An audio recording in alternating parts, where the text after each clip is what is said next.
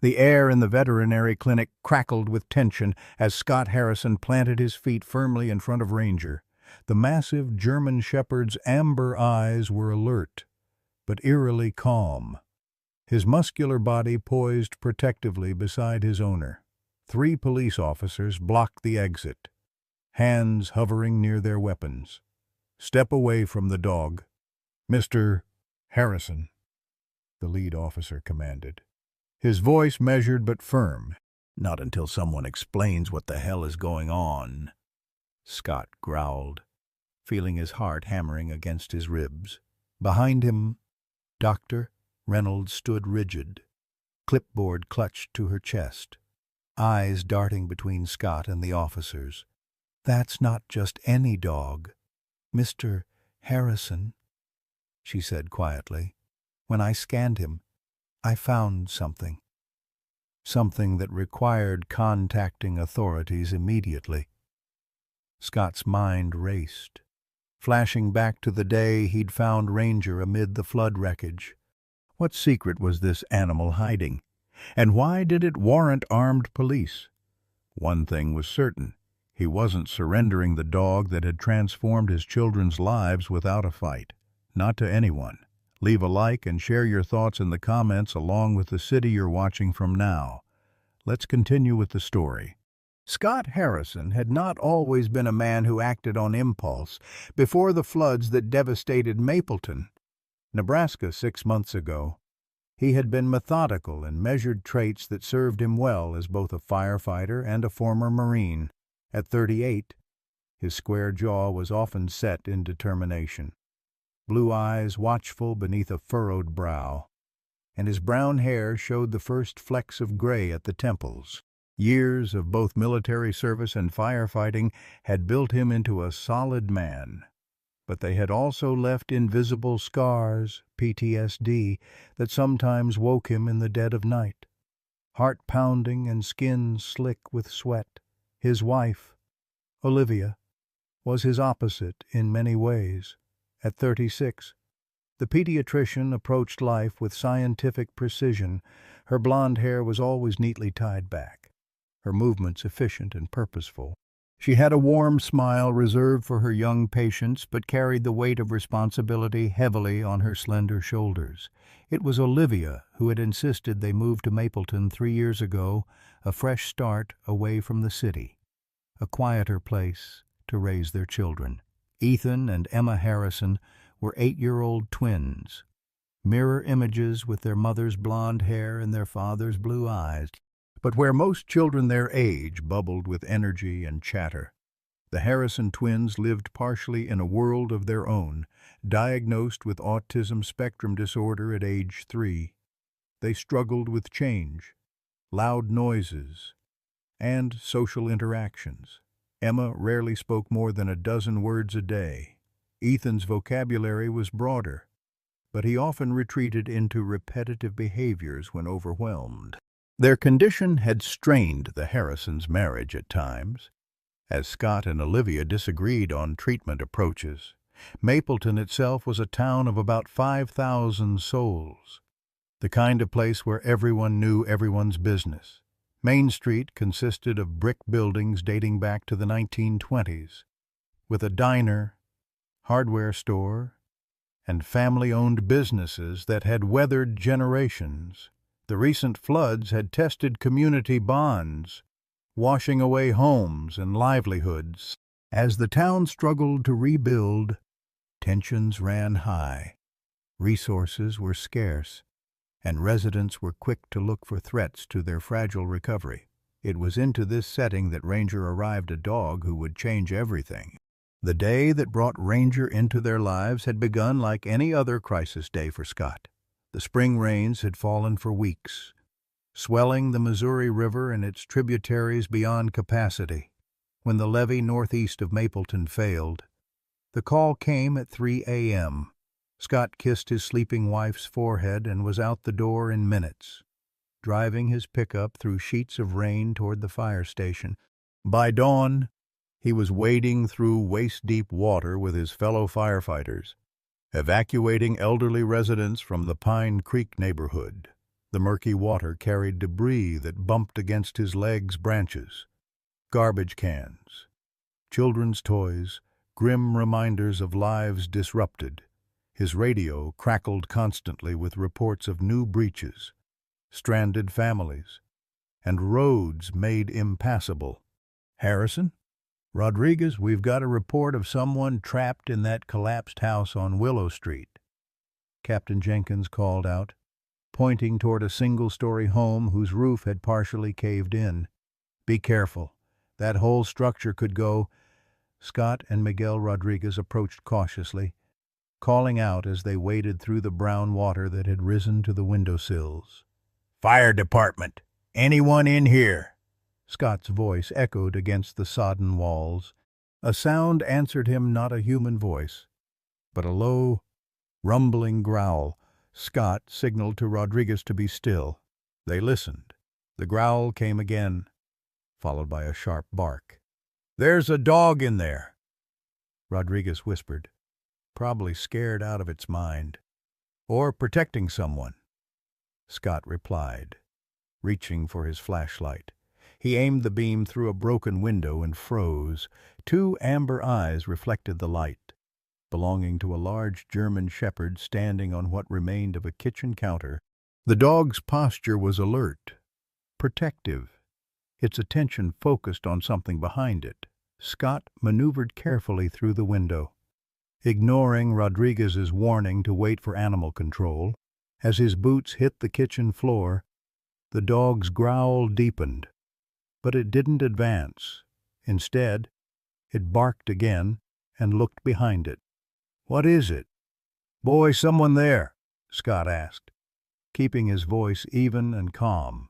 He'd worked with search and rescue dogs before and recognized the behavior. This wasn't an aggressive animal, it was trying to communicate. Moving slowly, Scott edged around the counter and saw what the dog was guarding: a small child, perhaps 4 or 5 years old, huddled in a corner where 2 cabinets met, providing a pocket of air above the floodwaters. The boy was shivering, eyes wide with fear. "Hey there," Scott said gently. "I'm Scott. I'm a firefighter. I'm here to help you." The child didn't respond, but clutched tighter to the cabinet handle. The dog looked between Scott and the boy, then did something unexpected. It moved to the boy, nudged him gently with its nose, then looked at Scott, as if saying, "This one needs help." "Rodriguez," Scott called. "I've got a child here and one very smart dog." What followed was a careful evacuation. The boy, later identified as Tommy Wilson, whose parents had been searching for him frantically after their car was swept away, was lifted to safety. Throughout the rescue, the German shepherd remained vigilant, almost seeming to understand the rescue protocols. When everyone was safely out of the house, the dog swam alongside their rescue boat, refusing to be left behind. At the emergency shelter set up in the high school gymnasium, Tommy was reunited with his parents in a tearful embrace that brought a lump to Scott's throat. As medical personnel checked the boy, Scott noticed the German shepherd sitting patiently near the entrance, water dripping from its thick coat. Those intelligent amber eyes watching everything. "That's the dog that stayed with Tommy," Mrs. Wilson said, noticing Scott's gaze. "Is he yours?" "No, ma'am," Scott replied. "Found him in the house with your son. Must have swum in there somehow. He kept nudging Tommy to stay on the counter when the water rose," Tommy's father said. "My boy says the dog kept him warm all night." Scott approached the dog cautiously. Up close, he could see the animal was thin beneath its wet fur, with a small scar above one eye. No collar. The dog's ears perked up as Scott neared, but it showed no fear or aggression. "Hey there," Scott said softly. Extending his hand, the dog sniffed it, then pressed its head against Scott's palm, a gesture of such trust that something twisted in the firefighter's chest.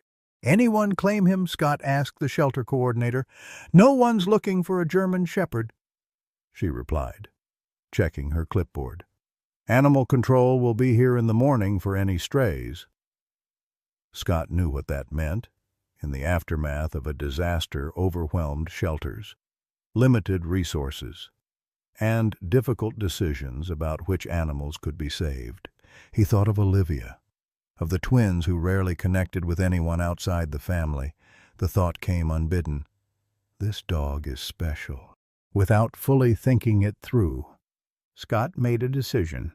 "I'll take him home for now," he told the coordinator. "See if we can find his owners." Olivia Harrison's face cycled through a series of emotions as she opened the front door to find her husband standing on the porch with a large, bedraggled German shepherd at his side. Surprise gave way to confusion, then settled firmly into displeasure. Scott recognized the tight set of her mouth, the expression she wore when he had done something impulsive without consulting her. "Before you say anything," Scott began, hands raised in preemptive surrender, "he saved a kid's life today. He's just staying until we find his owners." Olivia's gaze traveled from her husband to the dog, her clinical eye assessing the animal. Despite being wet and muddy, the dog sat with perfect posture, calm and attentive. There was something unusual in its amber eyes, an intelligence that seemed almost human. "The twins are finally asleep," she said quietly. "It's been a hard day for them with all the storm noise and emergency sirens. I had to give Ethan his weighted blanket."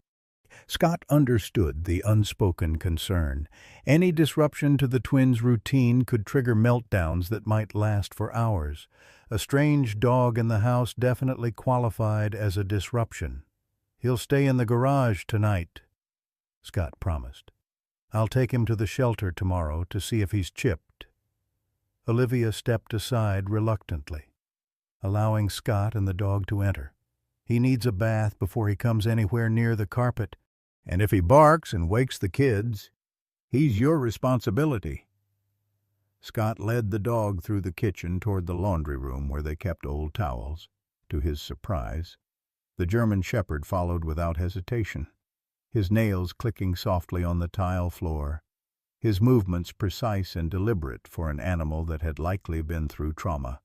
"Sit," Scott said quietly. Testing a theory, the dog immediately sat, eyes fixed attentively on Scott's face. "Stay." The dog remained motionless as Scott gathered towels from the shelf. "He's trained," Olivia observed from the doorway. Her professional curiosity piqued despite her reservations.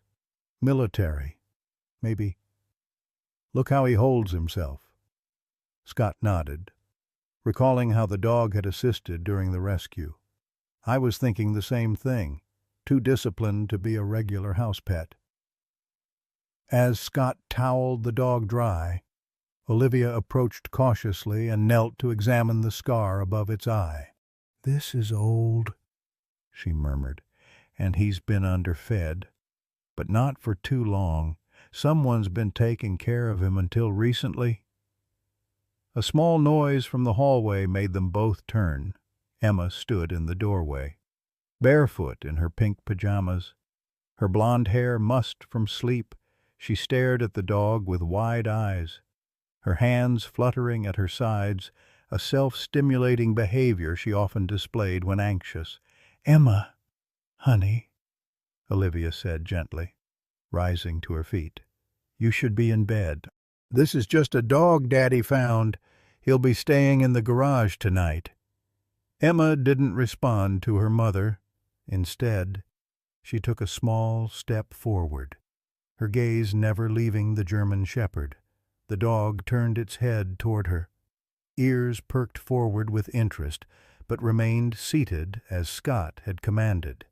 "Careful, Em," Scott cautioned, ready to intervene if necessary. He knew from experience that Emma was unpredictable around animals, sometimes frightened by them. other times inappropriately rough. What happened next left both parents speechless. Emma approached the dog slowly, her hand extended in a way they had never seen before. Cautious, appropriate, as if she somehow understood the proper way to greet an unfamiliar animal. The German Shepherd lowered its head slightly, allowing her small fingers to touch its muzzle. Then, in a voice barely above a whisper, Emma spoke. "Dog," she said clearly. "Big dog." Olivia's hand flew to her mouth. 2 spontaneous words in a row, a rare occurrence for their daughter, who usually communicated in single-word responses only when directly prompted. Scott and Olivia exchanged a look of astonishment. "Yes, Emma," Scott said, trying to keep his voice steady despite the emotion welling in his chest. "This is a big dog. His name is—" He paused, realizing he hadn't named the animal, looking at its watchful demeanor and protective instincts. A name came to him. "His name is Ranger." "Ranger," Emma repeated softly, still petting the dog's head. The German Shepherd remained perfectly still, as if understanding the delicacy of the moment. The sound of shuffling feet announced Ethan's arrival. Unlike his sister, he hung back in the doorway, twisting the hem of his pajama shirt, his own self-soothing gesture. "Come see the dog, Ethan," Scott encouraged. "His name is Ranger." Ethan shook his head, his eyes darting nervously between his sister and the large animal. The German Shepherd Ranger seemed to sense his anxiety.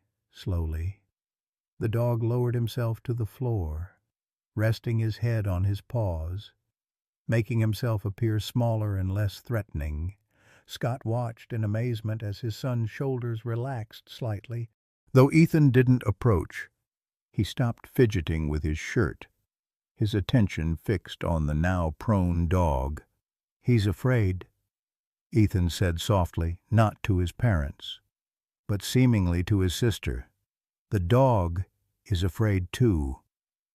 It was an insight that stunned Scott. Empathy and the recognition of others' emotional states were challenges for Ethan. Yet here he was, correctly identifying fear in both himself and the animal. "I think you're right," Scott agreed carefully. "Ranger had a scary day too, but he's safe now, just like you." Olivia knelt beside Emma, her doctor's eyes watching her daughter's interaction with the dog, assessing. "Emma, it's bedtime now. Ranger needs to rest." To their further surprise, Emma nodded a direct and appropriate response to a verbal cue, something her therapists had been working on for months with limited success. She gave the dog one final pat and turned to join her brother in the hallway. After the children had been tucked back into bed, Scott found Olivia in the kitchen, her hands wrapped around a mug of tea, her expression thoughtful. "That was, she began.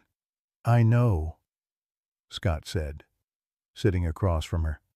"I've never seen them react like that to anyone, let alone an animal." Olivia tapped her fingers against the mug.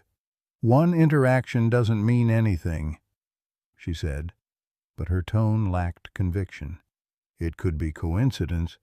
Scott knew his wife well enough to recognize when her scientific mind was grappling with something that defied easy explanation. "But you don't think it is?" he prompted. "I've read studies about animal therapy for autism," she admitted. "Dogs especially. But I never thought—" She trailed off, looking toward the laundry room where Ranger now lay on a folded blanket, his eyes alert despite the late hour. "Let me make some calls tomorrow before you take him to the shelter. I want to see if this was a fluke or if there's something more to it." Scott nodded, relief washing over him. He hadn't realized until that moment how much he had already come to hope they could keep Ranger. Something about the dog's presence felt right, as if he belonged with them. Neither of them could have predicted just how significant that decision would prove to be. or how soon their newfound calm would be shattered. The next morning dawned clear after days of rain, sunlight streaming through windows in bright rectangles across the Harrison living room floor. Ranger lay in one such patch of warmth, his eyes tracking Olivia as she moved about the kitchen preparing breakfast. Though she had insisted the dog spend the night in the garage, Scott had found Ranger sleeping outside the twins' bedroom door when he woke for his morning shift. Rather than disturbing anyone, he had simply left a note for Olivia explaining the dog's relocation. "I don't know how he got inside," Olivia said when Scott called to check in during his break. "The garage door was still closed. Maybe he's part Houdini," Scott joked, though he made a mental note to check for unsecured entrances. A dog that could let itself in and out of the house might become a problem. "That's not all," Olivia continued, her voice lowered. "Emma woke up and went straight to him. She's been sitting with him for 20 minutes. Scott, 20 minutes of sustained attention. She's counting his spots aloud." Scott felt a flutter of hope in his chest. Emma's attention span rarely extended beyond 5 minutes for any single activity. And Ethan? Still keeping his distance, but watching, he asked if Ranger was our dog now. There was a pause. "I didn't know what to tell him." Scott glanced at his watch. "I'm off at 6. We'll take Ranger to Dr. Reynolds together. See if he's microchipped. Then we can decide." The remainder of Scott's shift passed in a blur of routine calls and paperwork from the previous day's rescues. His thoughts kept returning to the German Shepherd and the twins' unusual reactions to him. Scott had always been the more optimistic parent when it came to the children's development. But even he knew better than to pin too much hope on a single interaction. When he arrived home, Scott found a scene he would have considered impossible 24 hours earlier. Olivia sat on the back porch steps watching as Emma and Ethan moved around the fenced yard, not in their usual separate, parallel play, but in what appeared to be a coordinated game involving Ranger. Emma would point to various spots in the yard, and Ethan would give Ranger a command. The dog would then sprint to the location, touch it with his nose, and return for another instruction. "They made up the game themselves," Olivia said quietly as Scott sat beside her. "I've never seen anything like it. They're communicating, Scott, with each other." Scott slipped his arm around his wife's shoulders, feeling the slight tremor in her body. For parents of children on the autism spectrum, moments of typical social interaction were precious milestones, each one stored away like treasure. "It gets better," Olivia continued. "I took your advice and called Dr. Melissa at the therapy center. She came over to observe. She thinks Ranger might qualify as a service animal for the twins." "Already? Don't they usually need special training?" "That's just it," Olivia replied, turning to face him. "Dr. Melissa says Ranger already shows many of the behaviors they train for, the way he positions himself between the children and potential hazards, how he responds to their emotional states. She thinks he's had some kind of advanced training already." Scott watched as Ranger executed a perfect sit-stay at Ethan's hesitant command. The boy rewarded the dog with an awkward pat, a physical contact he typically avoided with animals. "So we could keep him, legally classify him as a service dog? It's not that simple. We'd need to find out if he already belongs to someone, and there would be evaluations, certifications." Olivia sighed. "But yes, potentially, if no one claims him." 2 hours later, the Harrison family sat in the waiting room of Reynolds Veterinary Clinic. Unlike many medical facilities, Dr.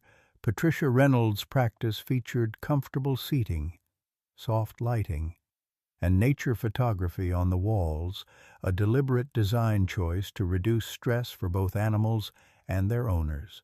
The twins sat between their parents, Ethan with his noise-canceling headphones on, Emma rhythmically stroking Ranger's fur.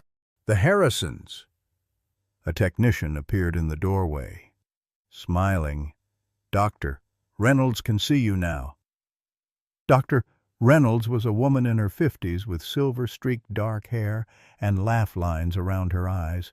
She greeted them warmly, then knelt to Ranger's level.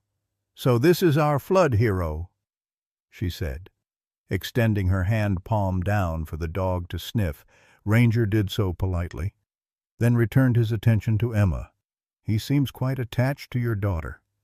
"It's mutual," Scott replied. "We're hoping to find out if he has a microchip. Maybe learn something about where he came from." Dr. Reynolds nodded, leading them into an examination room. "Let's start with the basics. Overall health. Then we'll scan for a chip." The examination proceeded smoothly, with Dr. Reynolds narrating each step for the twins' benefit. Ranger submitted to the prodding and weighing with military discipline, never showing discomfort or resistance. "He's underweight, but not dangerously so," Dr. Reynolds reported, making notes in her tablet. "The scar above his eye is well healed, at least a year old. Teeth are in excellent condition, suggesting regular dental care. I'd place him at about 4 years old, in the prime of his life for a German Shepherd." She retrieved a handheld scanner from a drawer. "Now, let's see if our friend has been microchipped."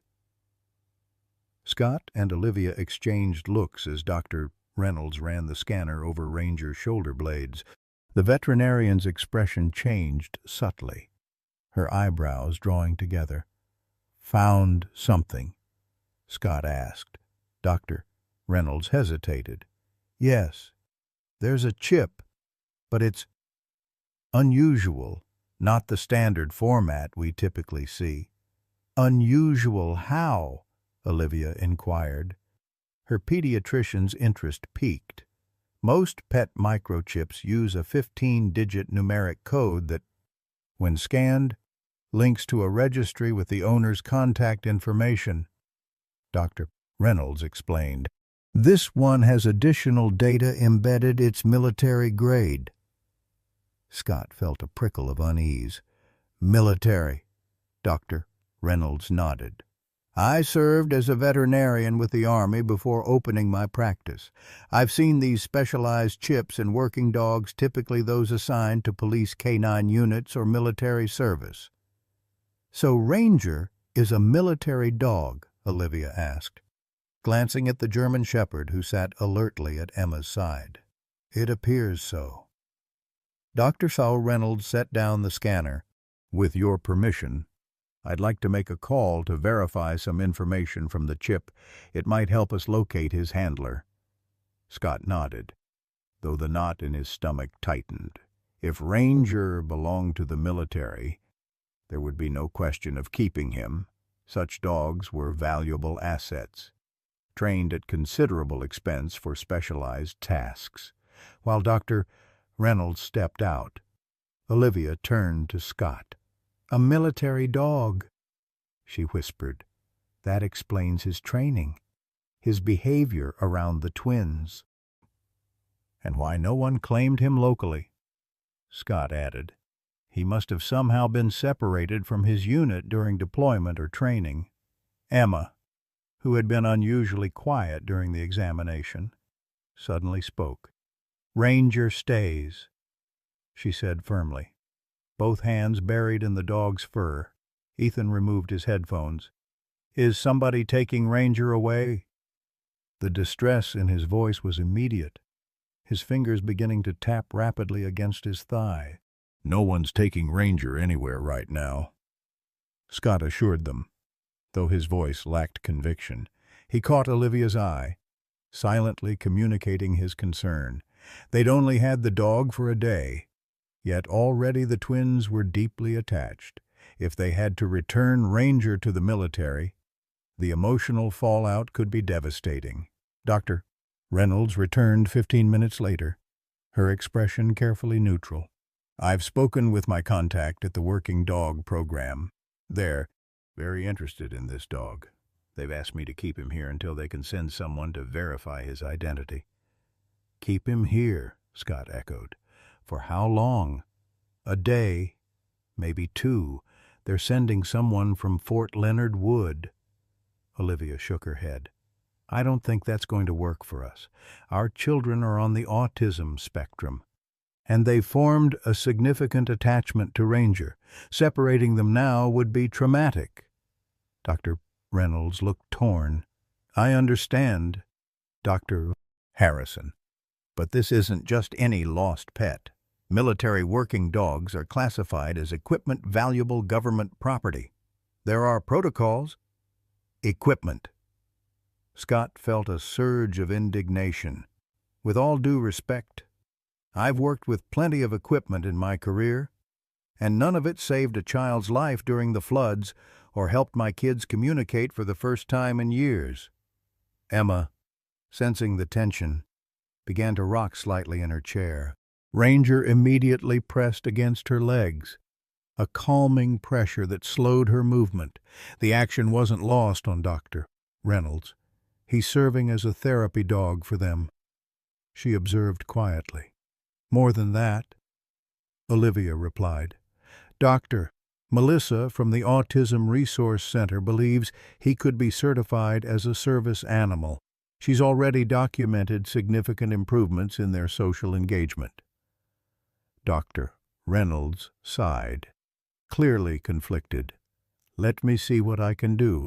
Perhaps we can work out an arrangement where Ranger remains with you until the military representative arrives, but I'll need to document everything and take some photographs to send to my contact. The compromise was far from ideal, but it allowed the Harrisons to take Ranger home with a promise to return the following afternoon. As they exited the clinic, Scott noticed a police cruiser parked across the street, its driver watching the veterinary office with unusual interest. Word of Ranger's presence in Mapleton spread quickly. By the time Scott arrived home from his shift the next day, a small group of neighbors had gathered in Susan Whitaker's front yard across the street. Susan, the self-appointed neighborhood watch captain, spotted Scott's truck and waved him over with an intensity that suggested this wasn't a friendly welcome committee. Scott, she called as he approached, we need to talk about that dog you've brought into the neighborhood. Scott stifled a sigh. Susan was known for her complaints about teenagers walking on her lawn, about the Martinez family's weekend barbecues, about anything that disrupted her vision of suburban perfection. What about him, Susan? Scott asked, keeping his tone neutral. Well, she began, adjusting her cardigan despite the warm afternoon. Diane here says it's some kind of attack dog, military trained, and with all the children on this block, we're concerned about safety. Aunt Diane Wilson, whose son Tommy had been saved during the flood, stepped forward. That's not what I said. Susan, I said the dog protected Tommy. He's the reason my son is alive. Scott nodded gratefully to Diane. Ranger is a trained German shepherd. Yes, but he's gentle with my kids, who are half Tommy's age. There's nothing to worry about. But is it legal? Persisted Fred Chambers, a retired accountant with too much time on his hands. I read an article about how military dogs can't just be adopted by civilians. They're government property. Scott felt his patience thinning. We're working with the proper authorities to determine Ranger's status. In the meantime, he's providing therapy for my children. Therapy. Susan's tone conveyed her skepticism. Those twins of yours need structure and discipline, not some stray dog that could snap at any moment. Before Scott could respond, Olivia's car pulled into their driveway. She emerged with both twins and Ranger. Returning from their appointment with Dr. Melissa, Emma was chattering excitedly, an extraordinary sound to Scott's ears, while Ethan walked close to Ranger's side, one hand resting lightly on the dog's back. If you'll excuse me, Scott said, turning away from Susan's group. "My family needs me."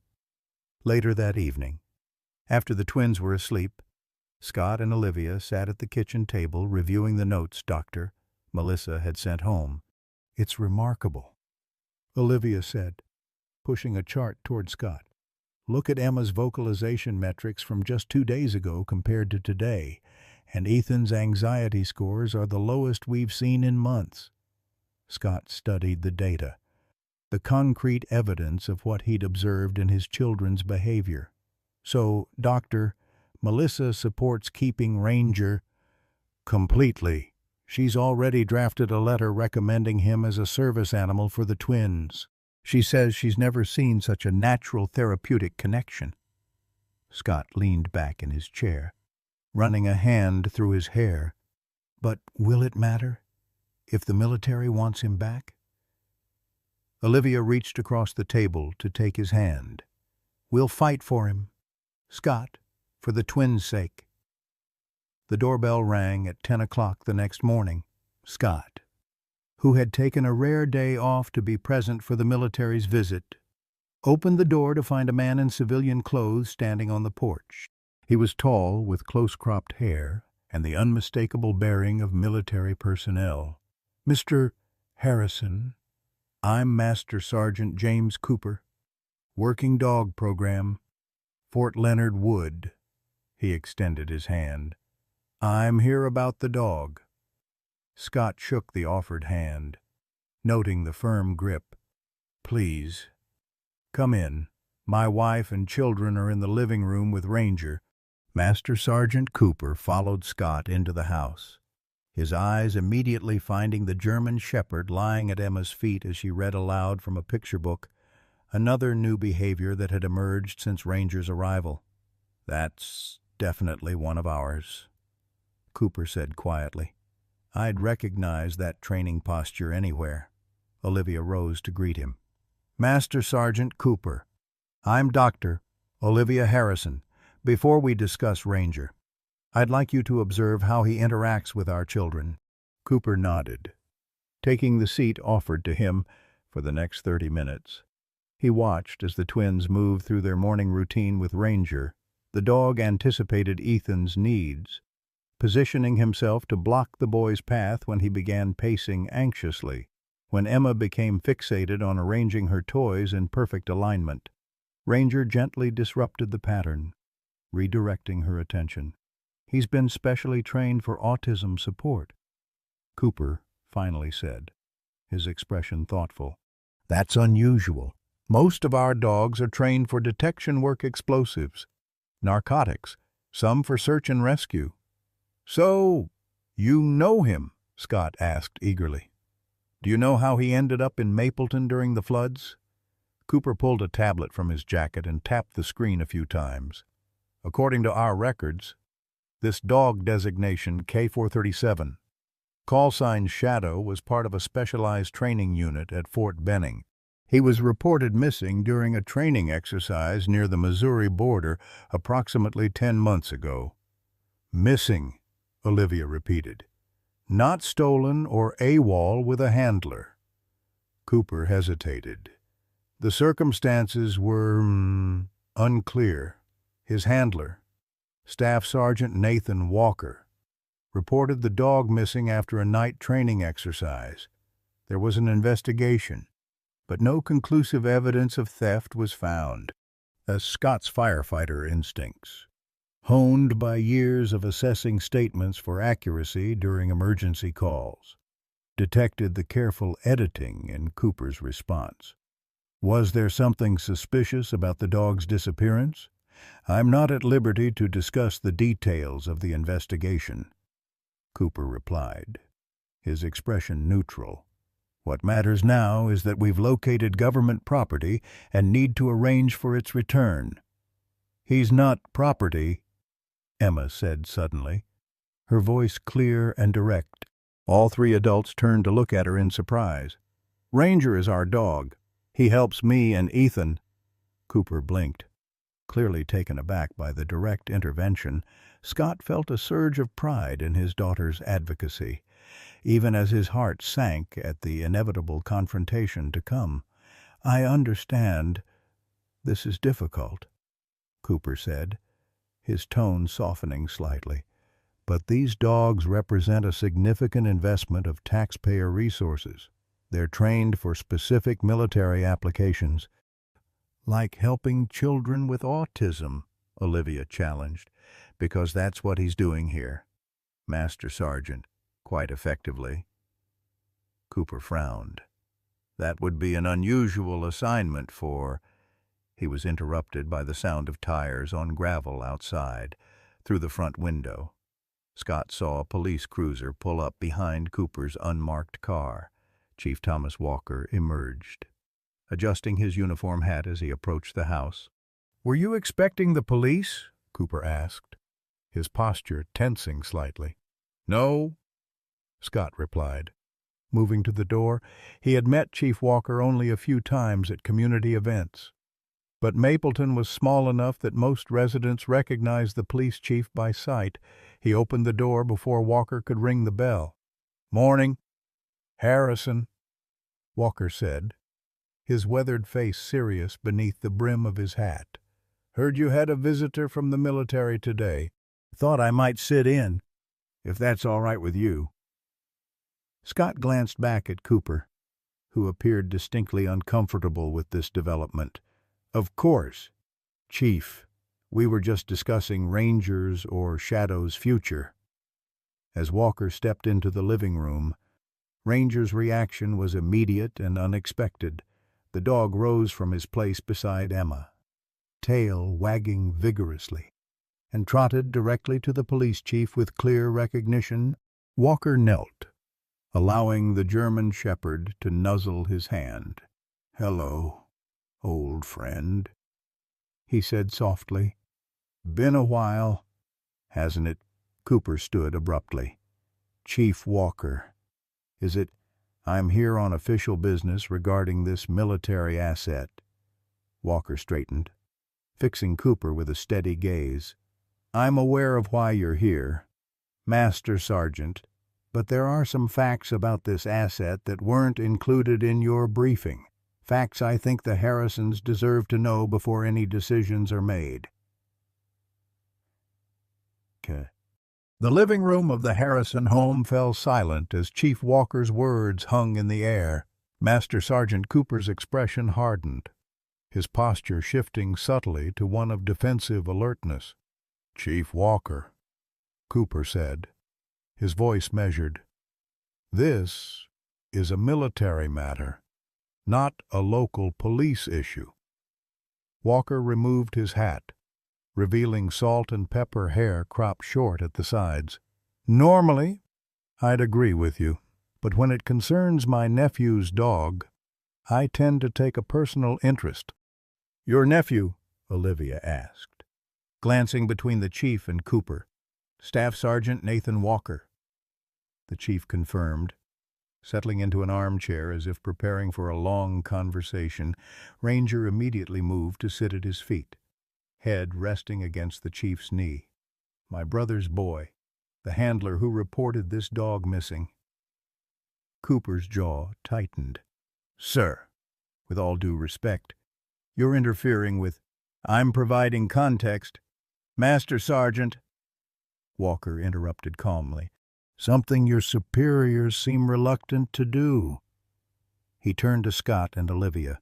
"My nephew Nathan served 2 tours in Afghanistan as a dog handler. When he returned, he was assigned to the working dog training program at Fort Benning. Shadow here was his partner."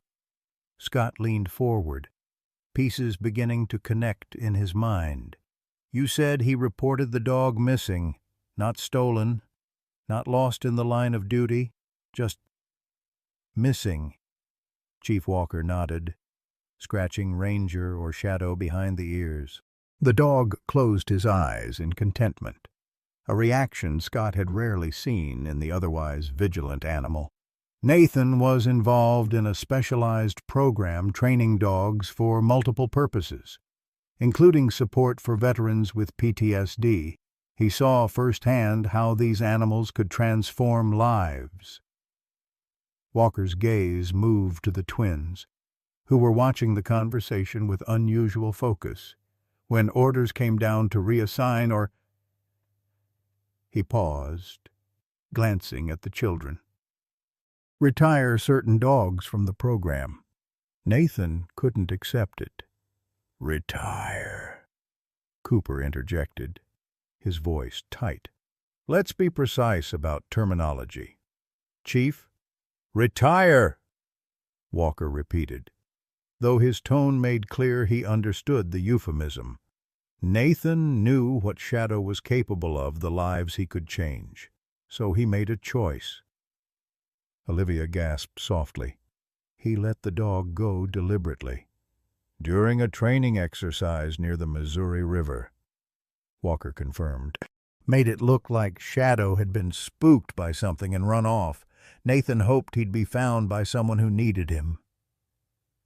Scott felt a chill run down his spine as he recalled finding Ranger protecting Tommy Wilson during the flood. That was 10 months ago. Where's your nephew now? A shadow crossed Walker's face. After Shadow's disappearance, Nathan was reassigned to a desk job pending investigation. 3 months later, he went AWOL. He contacted me once to let me know he was safe, but I haven't heard from him since. He deserted, Cooper stated flatly. And now you're admitting to knowledge of his whereabouts without reporting it.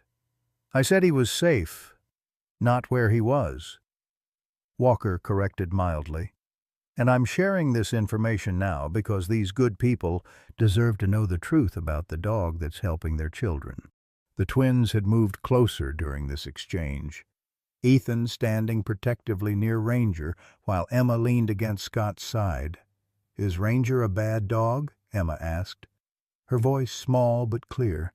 No, sweetheart, Scott assured her quickly. Ranger is a very good dog. The grown-ups are just trying to figure out where he belongs. He belongs with us, Ethan stated with uncharacteristic firmness. He makes Emma talk more. Cooper looked increasingly uncomfortable as the personal dynamics of the situation unfolded before him. He cleared his throat. The emotional aspects aside, my orders are clear.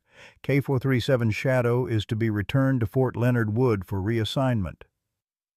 And if we refuse, Olivia challenged, her arm tightening around Emma's shoulders, then I would be obligated to involve local law enforcement in the recovery of government property, Cooper replied, glancing pointedly at Chief Walker. Walker smiled thinly. That would put me in quite a position, wouldn't it? Choosing between my duty as chief of police and my loyalty to my family, including these children who clearly benefit from Shadow's presence. This isn't about family loyalty, Cooper insisted. It's about the law. Laws are interpreted by people, Master Sergeant, Walker replied, standing to his full height, which matched Cooper's. And people can be reasonable when given the opportunity. I propose a compromise. Cooper raised an eyebrow. I'm listening. Shadow remains with the Harrison family on a provisional basis while we sort this out through official channels. I'll take full responsibility for the dog's whereabouts. You report back that you've located the asset, but that local complications require additional time to resolve. Walker extended his hand. Everyone saves face, and no one has to make difficult choices today. Cooper stared at the offered hand, conflict evident in his expression. Finally, he sighed, 24 hours. Chief, after that, I'll need to return with backup and the necessary paperwork. 48, Walker countered. Enough time for me to make some calls, and for the Harrisons to prepare documentation of Shadow's therapeutic value to their children. Cooper hesitated, then nodded curtly. 48 hours, but I advise all of you not to get your hopes up. Military working dogs aren't easily released, especially under these circumstances. After Cooper departed, The Harrisons and Chief Walker moved to the kitchen table, where they could speak more freely, while the twins returned to their activities with Ranger. "He's right about one thing," Walker said, accepting the coffee Olivia offered. "This won't be easy. The military doesn't like to admit mistakes, and they certainly don't like to reward actions like my nephew's.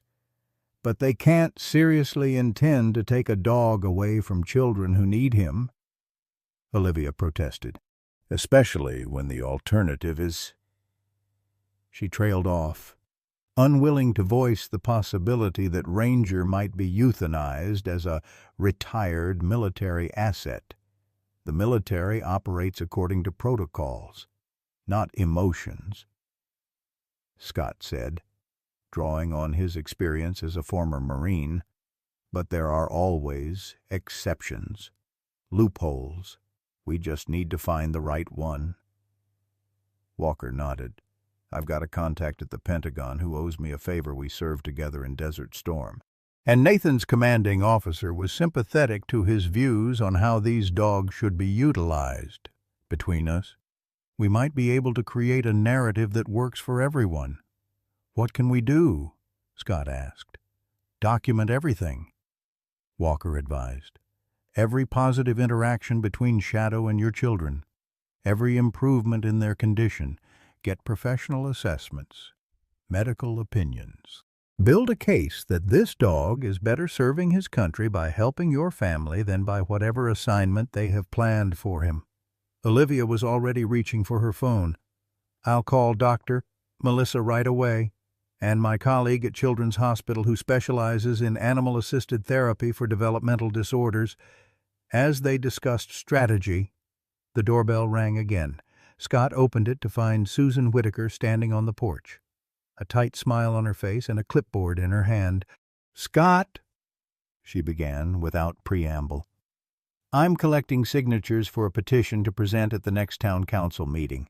We believe dangerous animals should not be permitted in residential neighborhoods, regardless of their supposed therapeutic value." Scott stared at her in disbelief. "Susan, are you serious? You know my children are on the autism spectrum.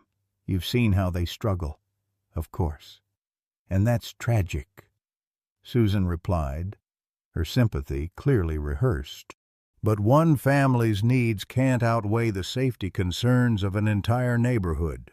Fred Chambers' grandson is visiting next week, and he's terrified of dogs." Before Scott could respond, Chief Walker appeared behind him. "Mrs. Whitaker, isn't it Thomas Walker? Mapleton Police?" He extended his hand with professional courtesy. "I couldn't help overhearing your concerns." Susan straightened, clearly recognizing the chief's authority. "Chief Walker, I'm glad you're here.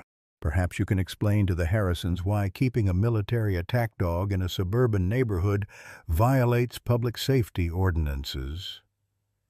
"I'd be happy to review those ordinances with you," Walker replied smoothly. "But first, let me clarify something. Shadow the dog you're referring to is not classified as an attack dog. He's a specialized service animal trained for medical support and detection work." "But he was in the military," Susan persisted. "He must be dangerous." "Mrs. Whitaker, my nephew trained Shadow personally. I can assure you he poses no threat to the public. In fact," Walker continued, his tone hardening slightly, "targeting a service animal that assists children with disabilities could potentially violate the Americans with Disabilities Act, which might expose petition organizers to legal consequences." Susan's expression faltered. I hadn't considered that aspect." "Few people do," Walker agreed. "But I'd be happy to arrange a demonstration of Shadow's abilities for concerned neighbors, perhaps next Saturday in the park. It might help alleviate these misunderstandings." Outmaneuvered, Susan retreated with promises to reconsider the petition's language. As Scott closed the door, He turned to Walker with newfound respect. "Thank you for that. She's been a thorn in our side since we moved in." Walker shrugged. "People fear what they don't understand. Education is usually the best remedy." He glanced at his watch. "I need to make some calls. The next 48 hours will determine Shadow's future, and possibly my nephew's as well." The following day unfolded in a whirlwind of activity. Dr. Melissa arrived early to conduct formal assessments of the twins' interactions with Ranger, meticulously documenting each response and behavior pattern. By noon, Olivia had collected letters from 3 specialists affirming the dog's positive impact on the children's development. Scott, meanwhile, contacted his former commanding officer, who promised to reach out to colleagues still active in the service. Chief Walker spent hours on the phone, calling in favors from contacts accumulated over decades in law enforcement. As evening approached, the Harrisons gathered in the living room, exhausted but determined. The twins, sensing the gravity of the situation despite not understanding all the details, remained unusually close to Ranger. "What happens tomorrow?" Emma asked as Scott tucked her into bed that night. "Will the soldier take Ranger away?" Scott swallowed hard, torn between honesty and protection. "We're doing everything we can to make sure Ranger stays with us." But he might not," Emma persisted, displaying the direct insight that occasionally pierced through her autism. "That's right," Scott admitted. "But whatever happens, we'll face it together as a family." Downstairs, Olivia was organizing their documentation into a presentation folder when Chief Walker arrived, his expression grimmer than when he'd left. "I've got news," he said, without preamble. "Not all of it good." Olivia set down her papers. "Tell us." My Pentagon contact confirmed what I suspected. The program Shadow was part of has been quietly shut down. Budget cuts. Officially. Unofficially. There were concerns about ethical issues with how some of the dogs were being handled. "And the not good part?" Scott asked. Joining them from the stairs, Walker sighed heavily.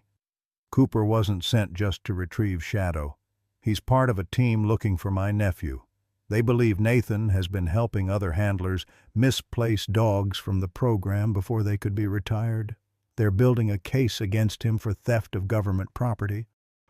They're going to court-martial him." Scott translated.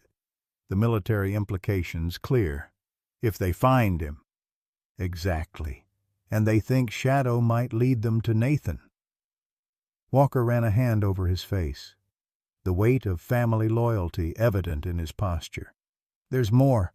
Cooper's superiors weren't satisfied with the 48-hour delay. They're sending additional personnel tomorrow morning, MPs with the authority to seize Shadow immediately." Olivia gasped. "But our documentation, the medical assessments, may not matter," Walker finished grimly. "Once they take him, the bureaucracy will move at its own pace. The twins could be grown before a decision is reached." Scott felt cold determination settling in his chest. "Then we need a different strategy."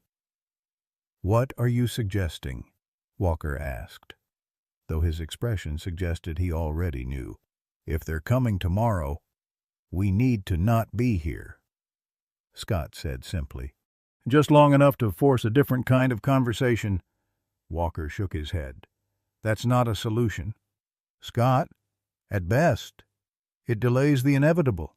At worst, it makes you a fugitive." "Do you have a better idea?" Scott challenged. The police chief was silent for a long moment, weighing duty against family. Finally, he reached into his pocket and withdrew a set of keys. "My fishing cabin on Lake Thompson," he said quietly. "It's remote, off the grid. No one would think to look for you there." He placed the keys on the table. "But I can't be seen helping you. Not officially. Scott and Olivia exchanged a look, the weight of the decision hanging between them. The twins have therapy tomorrow, Olivia said softly. Their routine already includes Ranger. Scott countered. Imagine what will happen to them if armed MPs burst in and take him away. Walker stood. I'll leave you to discuss this privately. Whatever you decide, I'll do what I can to help from my end. He moved toward the door, then paused. One last thing. Cooper mentioned they're bringing a trailer for Shadow. They're not taking chances. After Walker left, Scott and Olivia sat in silence, the ticking of the kitchen clock unnaturally loud in the quiet house. Are we really considering this? Olivia finally asked. Becoming fugitives over a dog? Not just a dog, Scott replied. A member of our family, the first real connection our children have made with the world. He reached for her hand. I'm not talking about running forever. Just buying time to fight through proper channels, on our terms, not theirs. Upstairs, they heard the soft padding of paws followed by Ethan's door opening and closing, Ranger making his nightly rounds, checking on the twins as he had every night since joining their family. Olivia squeezed Scott's hand. Okay, she whispered. We leave at dawn. Gray light was just beginning to filter through the curtains when Scott shook Ethan gently awake. The boy blinked owlishly at his father, confusion evident in his sleepy expression. We're going on an adventure, Scott whispered, keeping his voice light despite the heaviness in his chest. Just for a few days, like camping, but in Uncle Thomas's cabin. Why? Ethan mumbled, already reaching for his noise-canceling headphones, a security blanket against the unpredictability of the world. Scott chose his words carefully. Some people want to take Ranger away, but we know he belongs with us, so we're going to stay somewhere quiet until we can make sure he stays. At the mention of Ranger, Ethan sat up straight, suddenly alert. They can't take him. He's Emma's voice. The simple observation, profound in its clarity, tightened Scott's throat. He nodded, unable to speak for a moment. That's right, buddy. That's exactly right. Can you get dressed while I wake your sister? Just like we practiced for fire drills, quick and quiet. In Emma's room, the girl was already awake, sitting cross-legged on her bed with Ranger beside her, one small hand buried in his fur. She looked up as Scott entered, her eyes serious. We're hiding, she stated matter-of-factly. Scott knelt beside her bed. How did you know that? Ranger told me. Before Scott could question this statement, Emma clarified. Not with words. He's been watching the door all night. When dogs watch doors, something's coming. The astuteness of her observation reminded Scott again of how autism often masked intelligence rather than diminished it. Emma's mind worked differently, not less. That's very smart. Emma, yes, we're going to stay at Uncle Thomas's cabin for a little while, just until we can make sure Ranger stays with us. Emma nodded solemnly. I packed my bag. She pointed to her backpack in the corner, already filled with her essential comfort items, a testament to her growing ability to anticipate needs, a skill she'd struggled with before Ranger, downstairs. Olivia was loading the SUV with supplies. Her doctor's precision was evident in the carefully organized cooler of food. The medications arranged in daily doses, the twins' therapy tools packed in clear containers. She looked up as Scott descended with the children, her face pale but determined. The car's ready, she said quietly. I called the school and left a message that the twins have a stomach virus. It should buy us a few days without raising alarms. Scott nodded, checking his watch. 5:30. The MPs weren't due until 8, according to Chief Walker's intelligence. They had time, but not much. "Everything's packed except Ranger's food," Scott said, moving to the pantry where they kept the large bag of premium dog food they'd purchased after Dr. Reynolds confirmed the breed's dietary needs. "I already put some in containers," Olivia replied. "Enough for a week." "Scott, are we doing the right thing? Running like this?" Scott paused, the weight of their decision hanging between them. "We're not running. Liv, we're buying time. There's a difference. And if it doesn't work, if they find us, or if we can't resolve this legally, what then?" Scott had no answer that wouldn't sound hollow. Instead, he pulled his wife into an embrace, feeling the tension in her shoulders. "One step at a time," he murmured into her hair. "That's all we can do." The family moved with quiet efficiency, a final check of essentials, a last sweep of the house. Ranger seemed to understand the gravity of the situation, staying close to the twins without needing commands.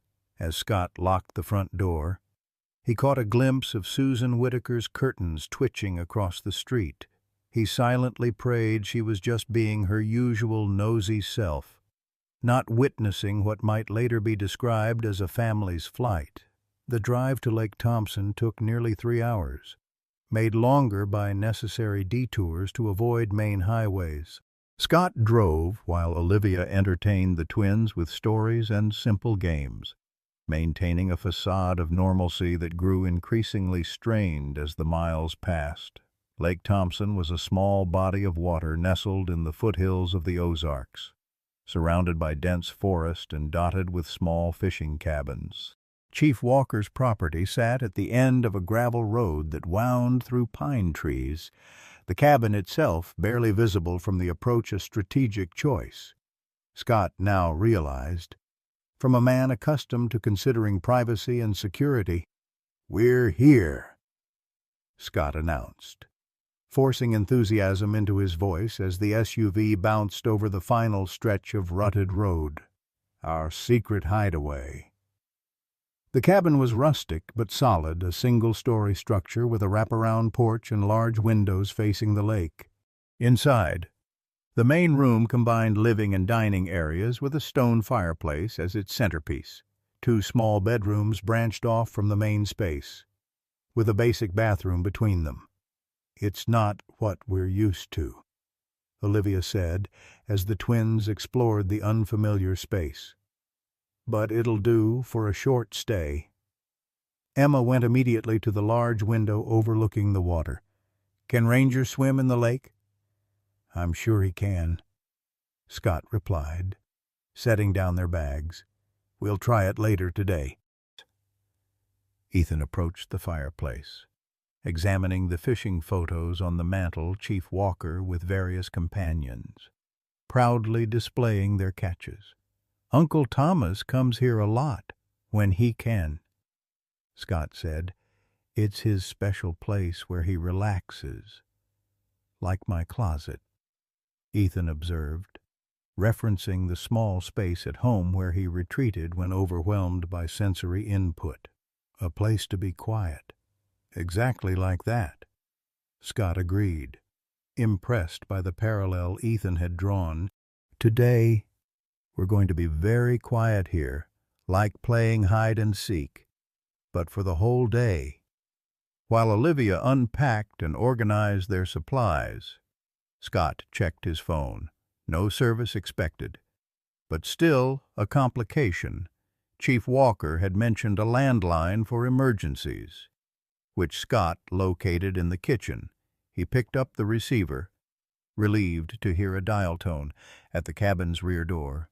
Ranger stood at attention, ears perked and nose working. Scott joined him, scanning the dense forest that surrounded the property. Nothing moved except branches swaying in the gentle breeze and a squirrel darting between trees. "What is it, boy?" Scott murmured. "Something out there." Ranger huffed softly but remained alert. Scott made a mental note to keep a close eye on the perimeter. Perhaps the dog was simply acclimating to the new environment. But he had learned to trust Ranger's instincts.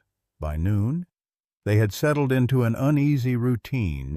Olivia had created a makeshift therapy space in the main room, guiding the twins through modified versions of their usual exercises.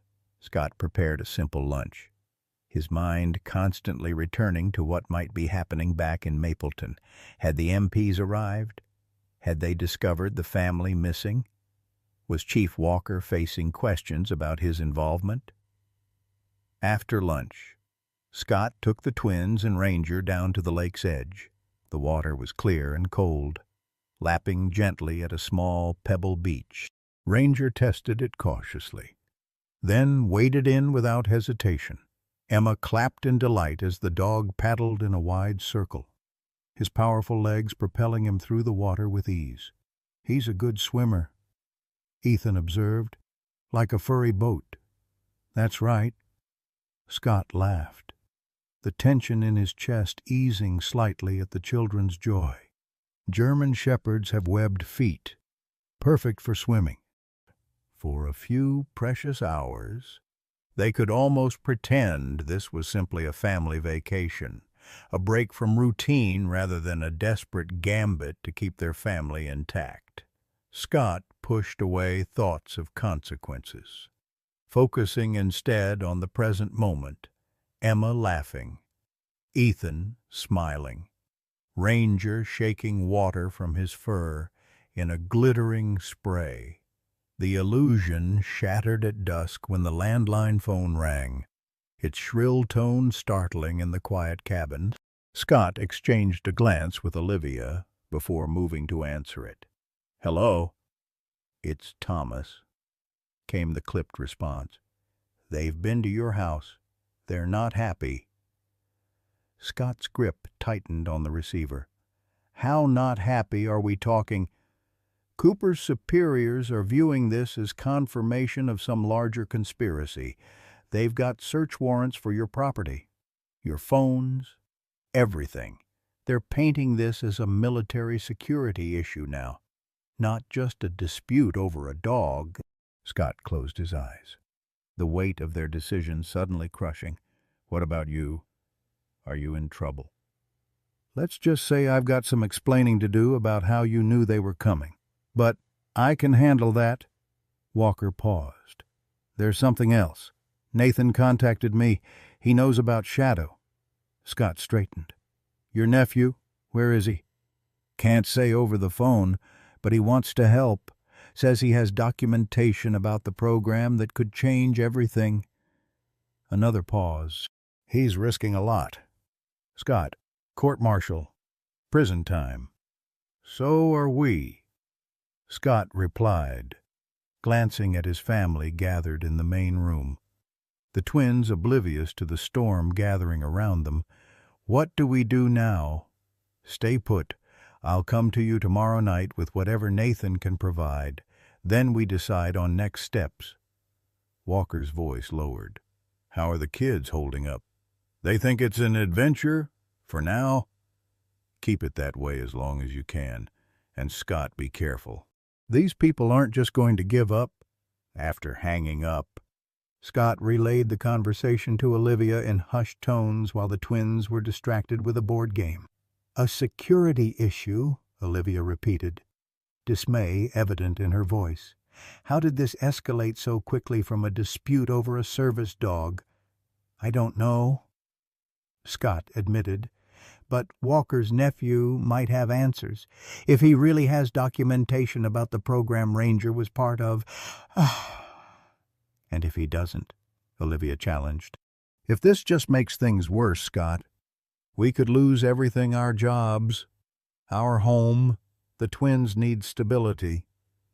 "They need Ranger," Scott countered. "You've seen the difference he's made. Are you really willing to give that up without a fight?" Olivia's eyes filled with tears. "Of course not, but I'm scared." "Scott, This is bigger than we anticipated."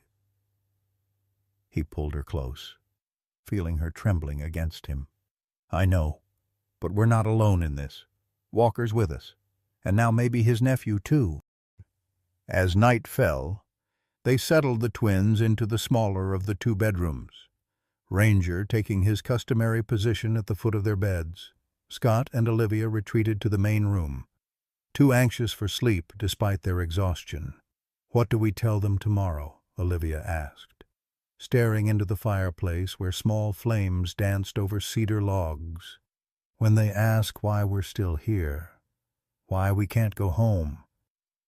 "The truth," Scott replied after a moment, "or as much of it as they can understand, that some people want to take Ranger away, and we're trying to make sure that doesn't happen."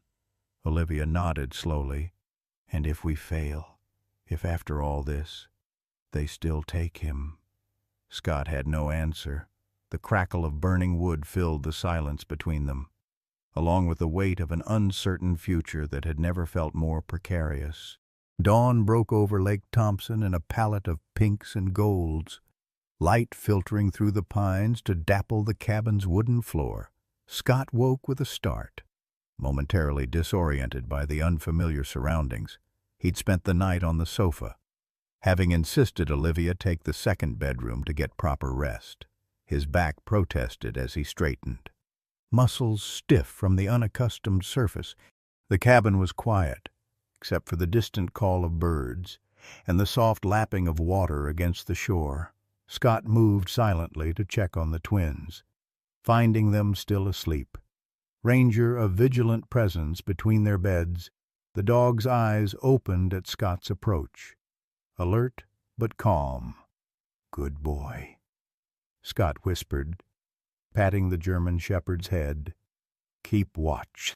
In the kitchen, he started coffee brewing, the familiar ritual bringing a small sense of normalcy to the surreal situation they found themselves in.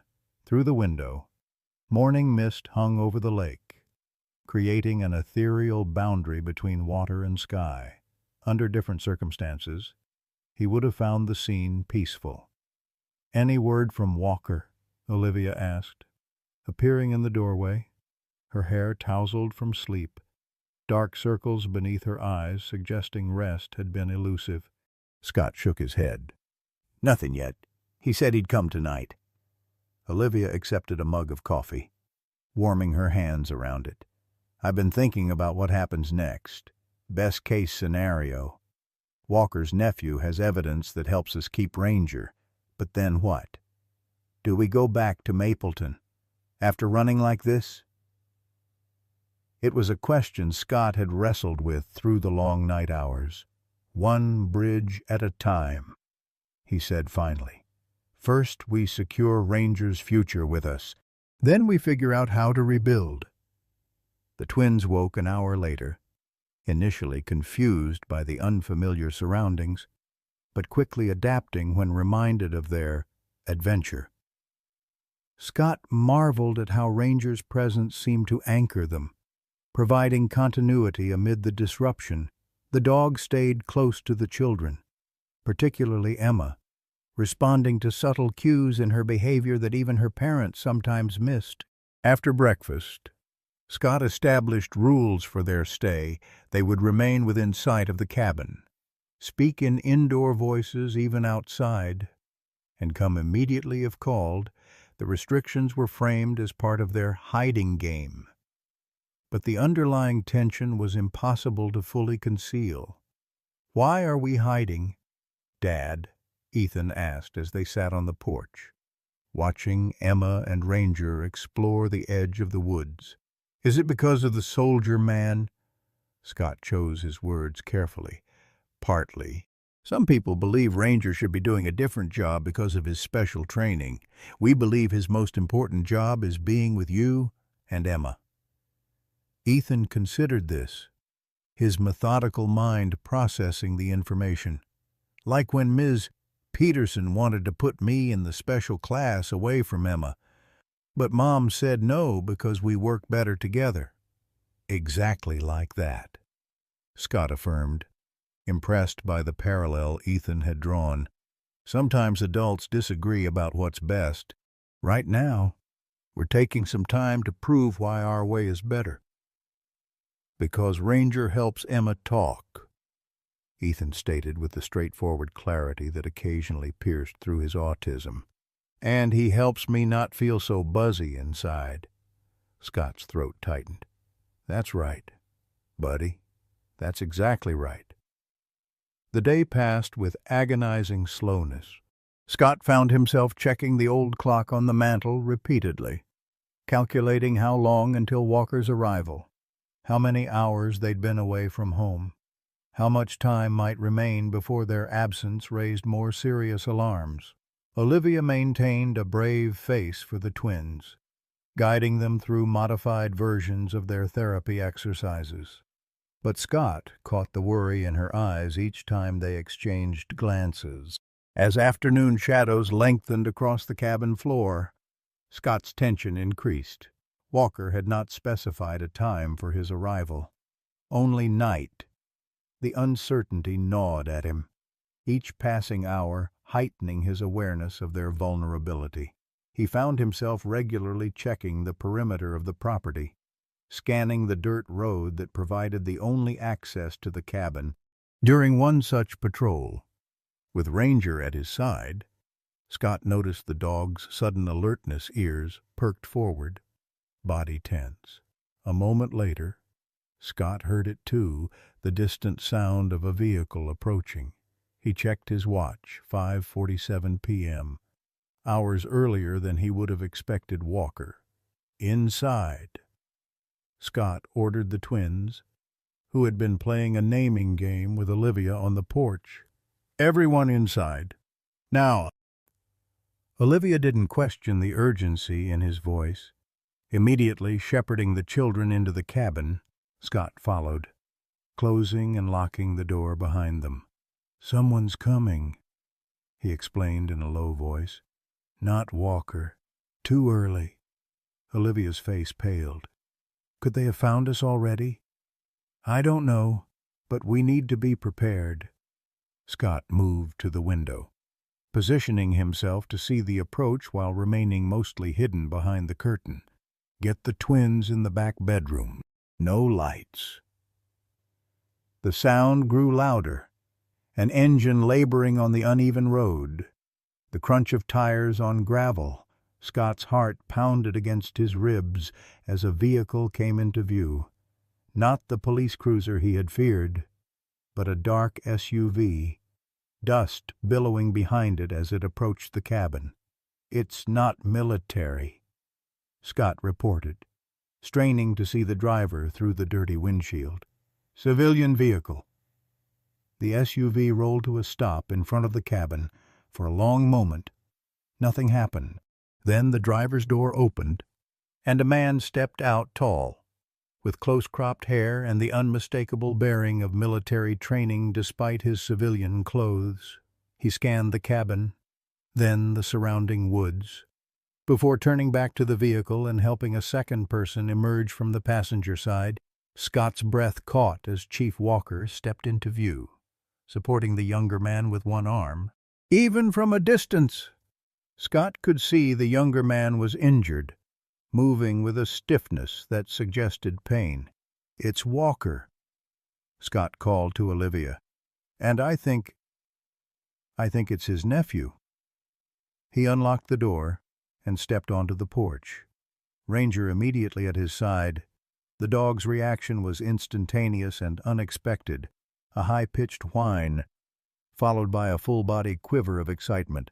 Before Scott could grab his collar, Ranger bounded down the porch steps and raced toward the newcomers. "Ranger, heel," Scott called, but the command went unheeded for the first time since the dog had joined their family. The younger man, Nathan Walker, Scott presumed, dropped awkwardly to one knee as Ranger reached him. The dog circled him frantically, licking his face, tail whipping the air in a blur of motion. "Shadow," Nathan's voice carried across the clearing, thick with emotion. "Hey, buddy, Been a while. Scott approached cautiously. Noting the bandage visible beneath Nathan's jacket sleeve and the bruise darkening one side of his face, Chief Walker nodded in greeting, his expression a mixture of relief and concern. "Sorry for the early arrival," the police chief said. "Plans changed. We needed to move quickly." "What happened?" Scott asked, gesturing toward Nathan's injuries. "Later," Walker replied, glancing back at the road.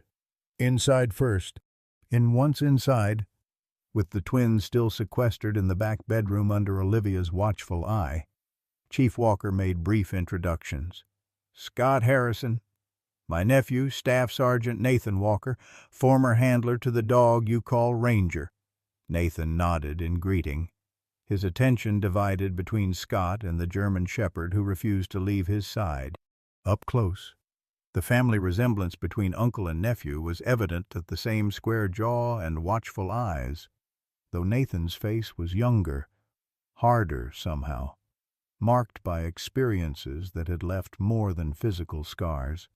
"Thank you," Nathan said, his voice rough, "for taking care of Shadow, for giving him a purpose."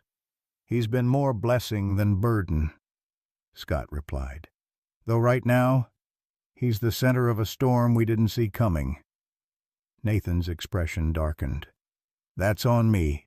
I never meant for civilians to get caught in the middle of this." He reached into his jacket, wincing slightly at the movement, and withdrew a flash drive. "But maybe this will help make it right." "What is it?" Scott asked, eyeing the small device. "Evidence." Nathan answered simply. "Records of the program Shadow was part of, training protocols, mission parameters, and most importantly, the termination orders," Chief Walker interjected, his tone grave. "Nathan was part of a specialized unit training dogs for dual-purpose roles, tactical and therapeutic. The program was successful. Too successful in some ways. The dogs could transition between combat scenarios and support roles for traumatized soldiers." "So why shut it down?" Scott asked, confusion evident in his voice. Nathan's laugh was hollow. "Politics, budget reassignments, a new commanding officer who wanted resources diverted to more conventional applications." His hand moved absently through Ranger's fur. "They classified the dogs as equipment and ordered most of them retired." The euphemism hung in the air between them, its meaning clear without elaboration. "So, you let Shadow go?" Scott stated, understanding dawning. "You released him hoping he'd find someone who needed him." Nathan nodded. "I couldn't just comply with those orders. Not after seeing what these dogs could do for soldiers with PTSD, for children with special needs during our community outreach programs." He looked toward the back of the cabin where the twins were hidden. "Your children, I hear they're on the spectrum." "Yes," Scott confirmed. "Ranger Shadow has made a remarkable difference in their lives. Their connection with him is like nothing we've seen before." A ghost of a smile touched Nathan's face. That's what he was trained for. To bridge gaps other therapies couldn't reach. To find the person inside walls of silence or fear. His expression hardened. "And they wanted to throw that away." Chief Walker cleared his throat. Nathan wasn't the only handler who objected. Several dogs went missing during training exercises. The brass suspected collusion but couldn't prove it until Nathan went AWOL 3 months ago. That escalated everything. "Why did you disappear?" Scott asked directly. Nathan exchanged a look with his uncle before answering. "Because I found documentation proving the program's success was being deliberately underreported. The false metrics were being used to justify termination both of the program and the dogs." He tapped the flash drive. "It's all here. Financial records, comparative success rates, everything." And your injuries, Scott pressed. Let's just say certain people don't want this information made public. Nathan replied grimly. I've been moving around, staying ahead of them, gathering more evidence. When Uncle Thomas told me Shadow had found a family, found a purpose exactly as I'd hoped, I had to come back, to make this right. The implications settled heavily on Scott's shoulders. This was no longer just about keeping a dog for his children's well-being. They had stumbled into something larger, a conspiracy of silence, a betrayal of both animals and the people they could help. So what now? Scott asked. We can't hide out here forever. Chief Walker moved to the window, checking outside before responding. Nathan's evidence needs to reach the right people, oversight committees, veteran advocacy groups, medical researchers who can verify the program's value. And in the meantime, Olivia's voice came from the hallway. She had emerged from the bedroom, leaving the door cracked to monitor the twins. Our children are missing school. We're missing work. Every hour we're gone increases the legal consequences. Nathan looked at her directly. I'm sorry for bringing this to your family's doorstep. This was never what I intended when I let Shadow go. But it's where we are, Olivia replied, not unkindly. The question is how we move forward. Chief Walker sighed heavily. Cooper's superiors have escalated this to a federal matter. They've involved the FBI, claiming national security concerns due to the dog's specialized training. They're painting Nathan as a traitor, the missing dogs as potential threats. That's absurd, Scott objected. Ranger is a therapy dog, not a weapon. Truth is often the first casualty in these situations, Walker replied. But there might be a way through this. I have a contact at the Justice Department, someone I trust. If we can get Nathan's evidence to her, bypass the military chain of command entirely. The conversation halted at a sound from outside, distant but unmistakable. The steady thump of helicopter rotors. Chief Walker moved swiftly to the window. Damn it! They must have tracked my vehicle or Nathan's phone. I ditched my phone days ago, Nathan said, his body tensing for action. Then it's me, Walker admitted grimly. I should have considered they might be monitoring me. Scott joined him at the window, scanning the darkening sky. The helicopter wasn't visible yet, but the sound was growing louder. How much time do we have? Minutes? Maybe less. Walker turned to face them, decision hardening his features. Nathan, take the flash drive and go out the back. There's a trail that leads to the North Shore. My boat is there. Keys are under the seat. I'm not running again, Nathan protested. You're not running. You're completing the mission. His uncle countered firmly. That evidence needs to reach Jillian Moore at Justice. She's expecting it. Nathan hesitated, then nodded sharply. He knelt beside Ranger, taking the dog's head between his hands. Take care of them. Shadow, that's your post now. To Scott's amazement, the dog sat at attention, as if receiving a formal order. Nathan rose, wincing again at the movement, and turned to Scott. I'm sorry for the chaos I've brought to your family, but I'm not sorry Shadow found you. With that, he slipped out the back door, disappearing into the lengthening shadows of early evening. Walker watched him go, then turned to Scott and Olivia. The rest of us need to face this head-on, together. Let them find us here. A family concerned about their children's therapy dog. Nothing more. And Nathan? Olivia asked. Nathan was never here, Walker replied firmly. As far as we know, he's still AWOL. The helicopter sound grew louder, now accompanied by the distant growl of vehicles on the access road. Scott moved to the back bedroom, finding the twins huddled together on one of the beds, eyes wide with fear. "Is the adventure over, Dad?"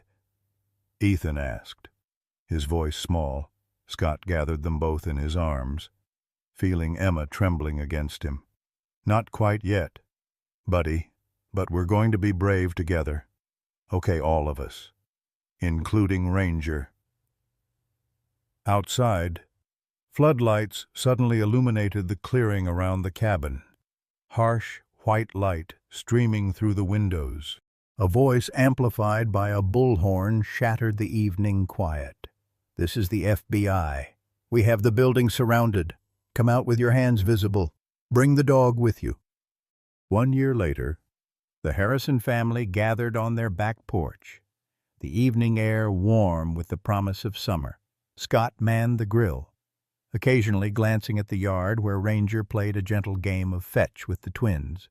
Olivia sat at the patio table, sorting through mail while keeping a watchful eye on the children. "Another letter from Dr.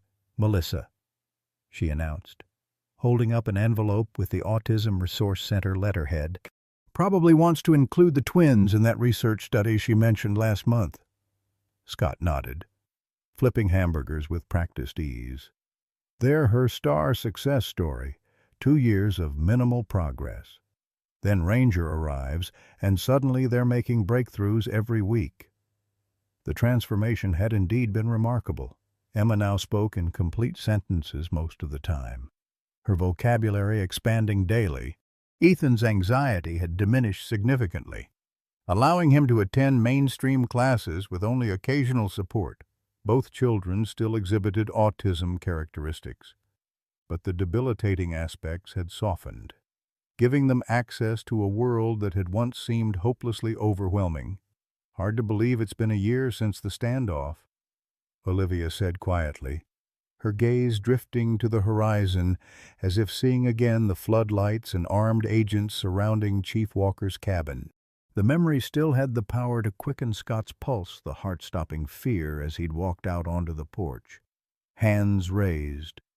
Olivia and the terrified twins behind him, Ranger at their side, the megaphone commands, the laser sights visible as red dots on their clothing, the overwhelming show of force for what should have been a simple case of a disputed service animal.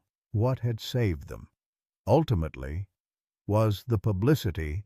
Chief Walker had made one critical call before they'd surrendered to Diane Wilson, whose son Tommy had been saved by Ranger during the flood. Diane worked at the local newspaper and understood immediately the power of the story military threatening to take therapy dog from autistic children. By morning, as they sat in separate interrogation rooms, the story had gone viral. Public opinion had transformed overnight from a military security issue to a human interest scandal. Veterans groups had mobilized. Autism advocacy organizations had issued statements, and politicians sensitive to both constituencies had begun asking uncomfortable questions. Then, 3 days into the crisis, the evidence Nathan Walker had risked everything to collect found its way to the Justice Department. The investigation shifted focus from the Harrisons to the military program that had deliberated misstated success rates to justify its termination and the inhumane disposal of highly trained service animals. "Any word from Nathan?" Scott asked, keeping his voice low though the twins were well out of earshot. Olivia shook her head. "Not since that postcard last month, still in Canada, apparently."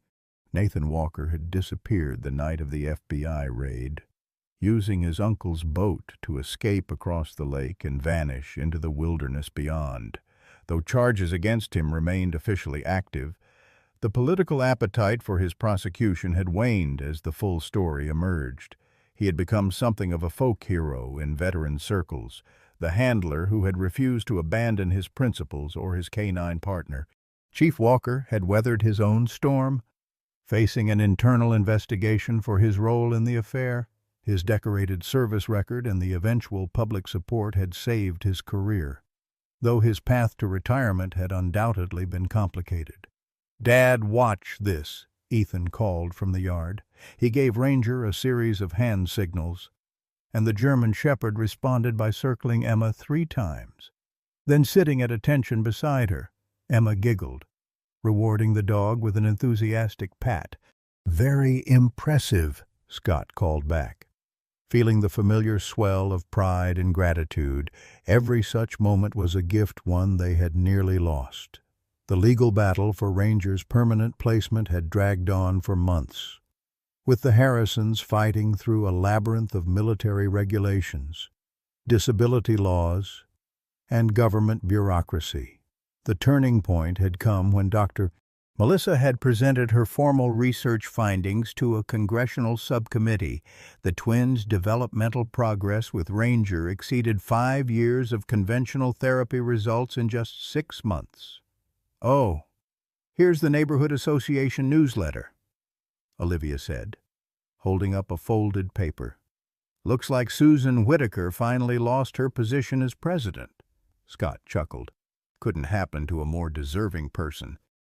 Susan's opposition to dangerous military dogs in the neighborhood had backfired spectacularly when the full story became public. Her petition had dissolved overnight, replaced by an outpouring of community support for the Harrisons. The final indignity had come when the town council had voted to recognize Ranger as an honorary citizen of Mapleton in a public ceremony attended by 3 local news stations. "Dinner's ready," Scott announced, transferring the burgers to a waiting platter. "Kids, time to eat!" The twins raced toward the porch, Ranger loping easily alongside them as the family settled around the table. Scott couldn't help but marvel at the normality of the scene, something that had once seemed an impossible dream.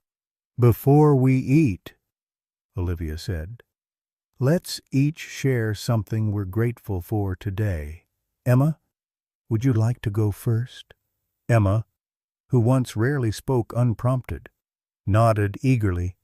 "I'm grateful for Ranger," she said clearly, "and for Daddy and Mommy fighting to keep him." "Me too," Ethan added, "and I'm grateful that I can go to regular school now, even if it's still hard sometimes." Olivia smiled, her eyes suspiciously bright. "I'm grateful for second chances and for communities that come together when it matters most." Scott looked around the table at his family, at Emma's animated expression, so different from the withdrawn child of a year ago, at Ethan's calmer demeanor, at Olivia's face relaxed of the constant worry that had once lined it. Finally, his gaze fell on Ranger, sitting attentively between the twins, ever watchful, ever present. "I'm grateful for unexpected heroes," Scott said softly. "Both the 4-legged kind and the 2-legged kind who risked everything to save them." As if understanding, Ranger looked directly at Scott, those intelligent amber eyes reflecting the evening light. In them, Scott saw not just a dog, but a bridge between silence and speech, between isolation and connection, between what was and what could be. Some battles were worth every sacrifice. This one, Scott knew without doubt, had been theirs to fight and to win.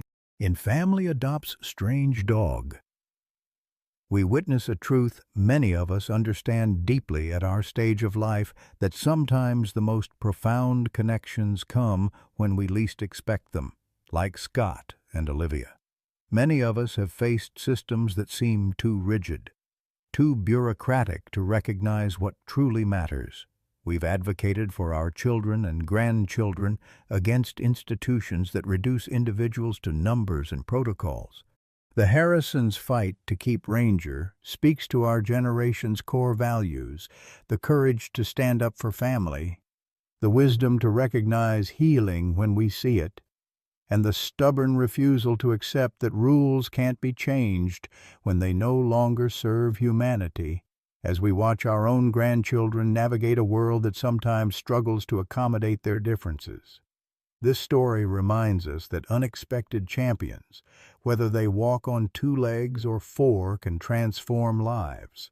The unbreakable bond between Ranger and the twins reflects what we've learned through decades of living, that love and connection, not paperwork and regulations, are what truly save us.